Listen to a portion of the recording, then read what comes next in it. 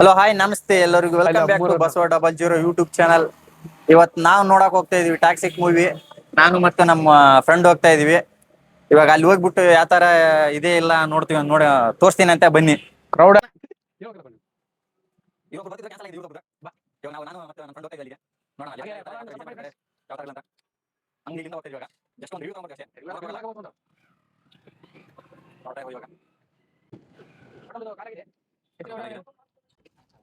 ನೋಡ್ತಾ ಇರ್ಬೋದು ಇವತ್ತು